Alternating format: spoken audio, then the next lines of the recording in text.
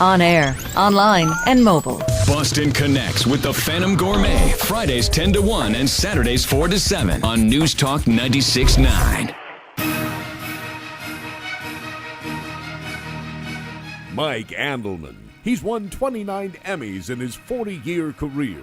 He's covered the most controversial food stories in Afghanistan, Pakistan, and Route 1 in Saugus. Labeled the hardest working man in broadcast journalism, Mike lives by the motto, give me the food news, and also give me a large order of nachos. Mike Andelman, the power of food. The Cape Cod Cafe, 3 locations, Brockton, Weymouth, and Bridgewater. Okay, so you have to start my news with a correction. They're not in Weymouth, they're in Raynham. You've now done this like 10 times. We get emails every week. Hey, I looked it up. I can't believe there's a Cape Cod Cafe in Weymouth. And then people realize, no, there's not a Cape Cod. Michael just gets these.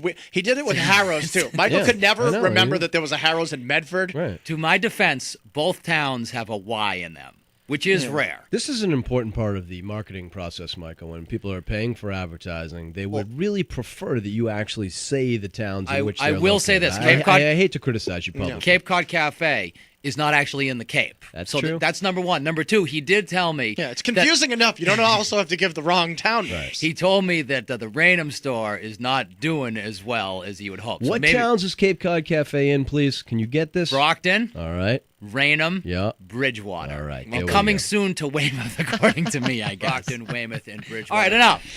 American Airlines has canceled a bunch of flights this week because of the loose seats. You know, they keep moving around these seats. That's very disturbing. It's not just loose seats. You saw what happened, right?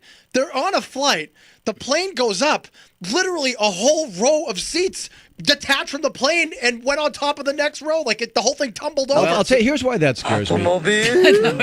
Here's why that scares me. If that can happen, are they really adequately checking the plane for explosives and everything? No! Yeah, that's what I'm saying. The whole row of seats came out of the freaking plane. Now, they do give you half off your next flight if your seat completely... Yeah, one free beverage if that happens. I'm waiting all week for what they're going to say, because I'm a huge fan of after something happens. Like, no one dies. You know, it's like it's just a PR. You're a fan when something happens I'm and not no one saying dies. I'm not saying a serious, that, you know, like the seat moves and they've got some bad publicity, how they're going to deal with it and say, okay, this is how we screwed up.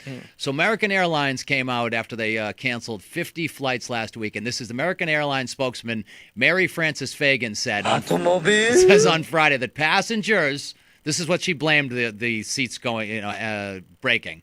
Passengers are spilling soda and coffee, and this is in parentheses, gunked up the seat locking mechanism over a certain amount of time. So the reason why, gunking it up, because that the old soda, the gunk defense, the gunk defense is why these chairs came up. I'm fairly sure that these things have to be soldered, fairly tightly, because planes when they take off, there's all kinds of I don't know if it's a G-force or whatever, but there's so much pressure. Right. Going on, everything has to be bolted down. It can't possibly be because a soda pop has been spilled on a screw. I mean, you're placing blame on the flight attendants and then at that point and the people who are cleaning the plane. They're claiming that you can just dump soda for years at a time on these seats and let it gunk up. This is not a movie theater. Gunk. Maybe this is why Obama was so awful the other night. Maybe on Air Force One, the seats came flying, and he really couldn't rest. When Clinton was there was a lot of gunk. Yeah, he's gunking. Gunking, all right. Those guys had to really ungunk that thing. Hulk Hogan is getting back into the restaurant business. Now, I don't know if you guys remember this. He was involved with restaurants and food in 2 different ways. This is the he was a real American. This is the Hulkster's theme song. Running wild. And this was cool in 1989. Came in that tiny red shirt that had rips in it. It did used to make me laugh when he used to yell and scream about all the little Hulksters. Like that he was such a great example for all the little Hulksters out there. The guys on the juice. 28-inch pythons. Yeah. And so By the way, seeing the sex tape, pretty close to accurate. 8 years ago at the Mall of America, there was a short-lived Hulkamania called Pasta Maniac, a restaurant that he opened up. Really? Here's a little clip from that one. Pasta Maniac. Pasta Maniacs all around the Mall of America. Big Bubba, you better tighten up that waistline, brother, because the Hulkster's slim and trim. I've been eating my Pasta Mania, and what you gonna do in the Mall of America, brother, when Hulk Hogan, Pasta Mania, and all my Pasta Maniacs run wild on you? It was open 2 weeks. He was certainly he was a spirited spokesman for Pastamania. Quite enthused. How does he still have a voice speaking like that all these years? So after that went down, Happy. That's how he kept so trim, eating huge bowls of pasta, huh? Happy, you should play. He was on so many goofballs. It didn't matter what he did. He invented new drugs. Like he was like a farm animal. They like really. So then he got into when George Foreman made his millions. Hulk came out with his own grill. Happy play 13. Hey guys, I'm Hulk Hogan. Stay with me for the next half hour. I'm going to show you my latest invention, Hulk Hogan's Ultimate Grill. Now Brother. You would think that a half hour. That would be an exhausting half hour. I mean, man, oh man. Imagine. Brother. And so what is that odd grunting he does? And then so here's what the Hulk grill did. In case you didn't know, this is why it was better than a Foreman this grill. Is Mike Andelman for the Cape Cod Cafe in Weymouth. Introducing Hulk Hogan's Ultimate Grill. It's the ultimate because its extra-large interchangeable plates easily transforms your Hulk Hogan grill into a skillet, waffle maker, panini sandwich press, quesadilla maker, a buffet warmer, and pizza oven. That's $1,200 worth of specialty appliances in just one countertop. He's whipping Rebel all of the that does it Chinese all. underage workers in the back that have to create the... Extremely versatile product. I want this thing to dice and slice too. I think they say it's that's like over $2,000. You beat up my face! There was like over $2,000 worth of use because you can turn it into a pizza oven. That's a lot of and functionality. a buffet warmer. It's a toaster oven, brother!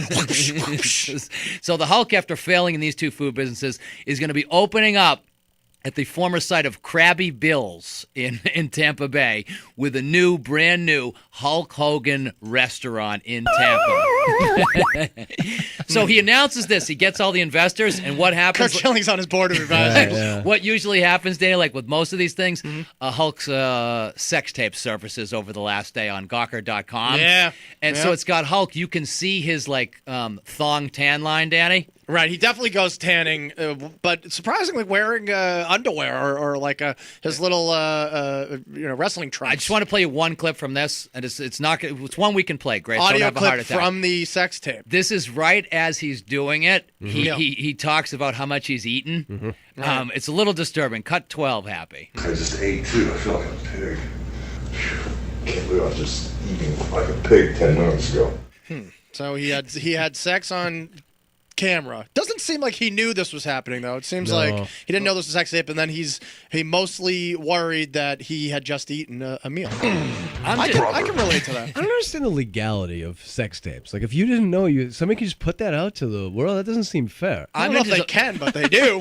I'm into some real freaky stuff. Yeah. I mean, real freaky. Yeah. Recording myself having sex is it's not never something. occurred to me. News Talk 96.9.